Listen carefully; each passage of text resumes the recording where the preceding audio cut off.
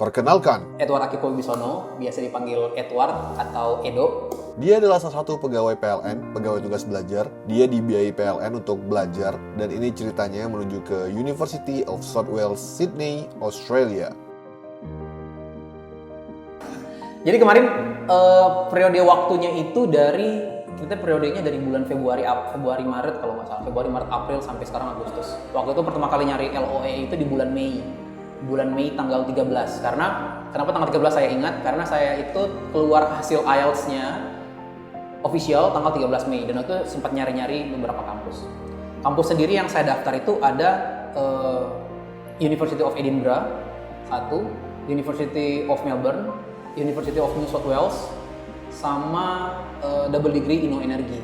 Itu dia double degree, menawarkan program double degree di dua kampus. Waktu itu saya apply di Politecnico Barcelona Teknologi, dan yang kedua di KTH Royal Stockholm. Kayak gitu.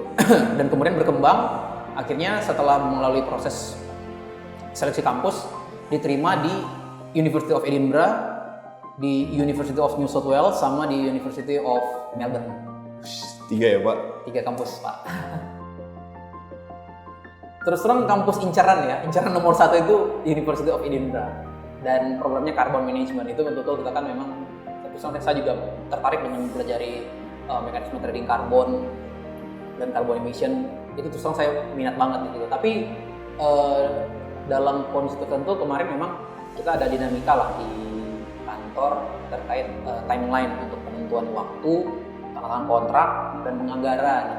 Jadi dari beberapa kampus yang apply kemarin, yang pertama kali saya diterima bahwa saya lulus itu adalah University of New South Wales di Sydney, di Environmental Management, Master of Environmental Management. Dan itu mereka dari conditional offer sampai unconditional offer yang diterima sampai dapat NIM ya, nomor induk mahasiswa ya.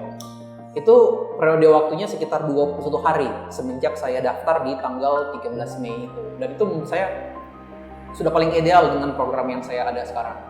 Dan ketika saya diterima di University of New South Wales itu, saya melapor ke kantor bahwa saya sudah diterima di situ untuk melakukan penandatanganan kontrak dan proses administrasi selanjutnya. Yang di kampus yang lain, misal di Edinburgh, di Unimel, itu masih berproses.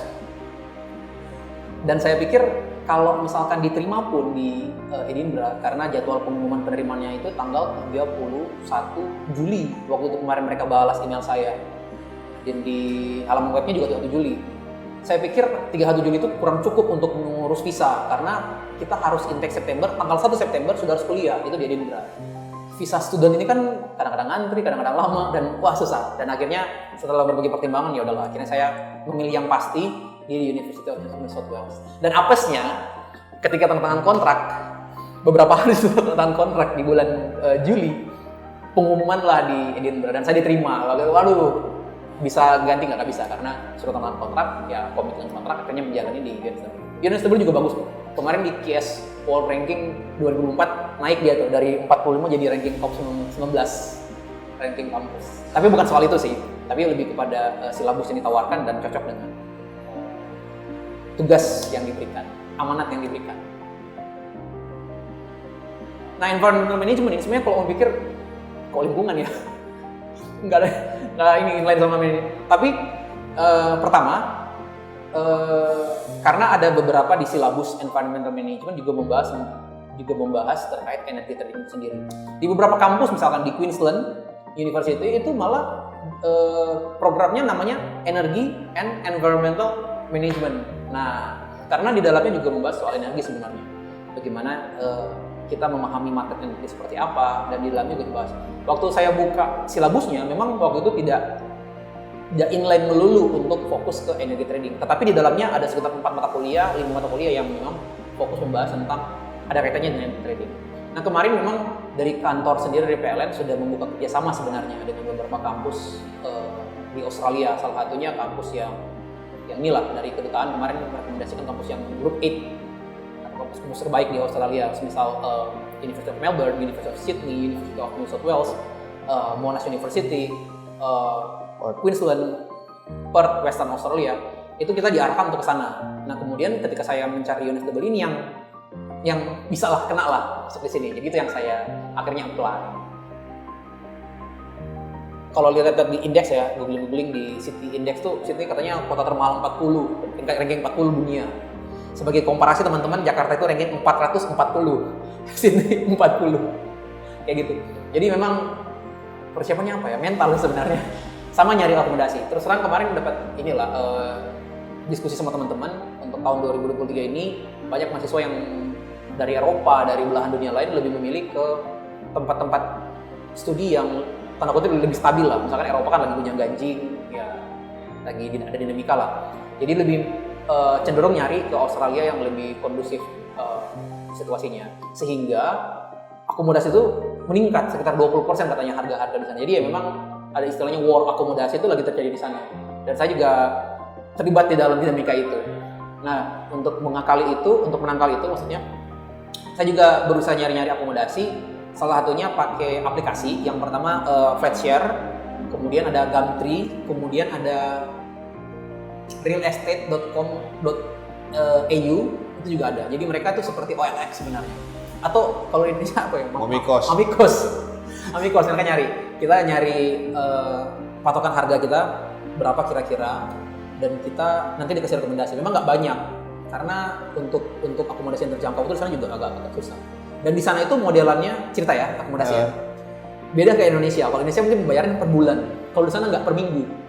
Dan biaya per minggu itu rata-rata di sana untuk sekelas level ya, selevel student accommodation itu, dia itu bisa modelnya itu room share. Jadi satu rumah misalkan ada 3 kamar, itu beda-beda orang di dalamnya.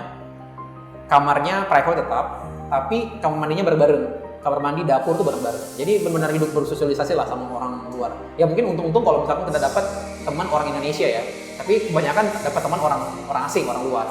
Nah mau kita menyesuaikan. Itu yang pertama. Yang kedua, itu kedua ya. Yang pertama soal per minggu pembayarannya. Terus yang kedua, yang kayak tadi, yang ketiga, di sana tuh beda. Kalau kita di sini Indonesia nyari kosan, ketemu sama orang yang punya kosan atau yang jaga, kita langsung bayar, kita langsung tinggal. Kalau enggak, kita wajib melakukan namanya inspeksi dulu. Kalau kita inspeksi, suka baru tinggal. Kita nggak boleh langsung bayar, langsung tinggal. Itu nggak boleh, karena aturan di sana langsung inspeksi dulu. Dan semua hubungan kita itu tidak boleh kepada pemilik. Nah, ada aturan di sana, semua harus melalui agent. Jadi kalau kita bayar langsung ke landlord, nggak boleh, harus ke agent. Nanti agent yang menghubungkan kita dengan landlord. Data kita seperti KTP, NPWP, paspor, kalau student visa itu ada COE, Certificate of Enrollment, itu dikeluarkan oleh General Affairs dari pemerintah Australia, menyatakan bahwa kita sudah diterima di kampus salah satu di sana. Itu juga kita kasih kepada agennya akan provide ke landlord. Nah, pas inspeksi itu, kita nanti akan mengecek apakah kita sudah furnished atau unfurnished. Terus di sana ada apakah kita boleh bawa teman, boleh bikin acara, boleh bawa anak, boleh bawa istri di situ, bisa nginep gitu ya. Itu harus ditanya di inspeksi. Soalnya misalnya agak ketat sebenarnya. Karena misalnya gini nih, kalau kita kan di Indonesia tuh gampang aja kan. Nginep, ada teman yang mau main, mau nginep sama alam, itu oke. Di sana nggak boleh. Kalau ketahuan kita kena denda. Terus pembayarannya tadi yang saya bilang per minggu, itu ketika kita bayar awal per minggu, itu sama bond. Jadi di sana ada bond supaya kita jaminan. Misalkan, dan harganya itu di sana rata-rata per minggu yang kira-kira paling murah itu sekitar 22,8 juta. Itu per minggu. Jadi 2,8 juta kali 4 itu harga sebulan. Dan bondnya biasanya sebulan ke depan. Jadi ya katakanlah 12 juta lah, 12 juta, 13 juta, atau mungkin 14 juta. Jadi mereka minta bondnya rata-rata ya. Kan bervariasi tuh. 10 juta di awal plus sewa untuk seminggu ke depan. Nah juga nanti ditanya ke mereka pas inspeksi, bisa bayar per 2 bulan, per 2 minggu atau per bulan itu bisa. Terus tanya lagi, bayarnya cash atau transfer? Better sih bayar transfer, karena ada bukti. Karena pernah ada kejadian katanya, ketika bayar cash, bukti pembayarannya nggak ada, tiba-tiba landlordnya marah-marah atau apa, ya kita nggak ada bukti bahwa kita pernah bayar. Jadi, oke, akhir kata dari saya, seperti yang saya sebutkan sebelumnya, if there is a will, there is a way. If there is no way, make it now or never. Saya Edward, saya Edo, undur diri. Semoga apa yang saya sharingkan bisa bermanfaat untuk teman-teman sekalian. Semangat!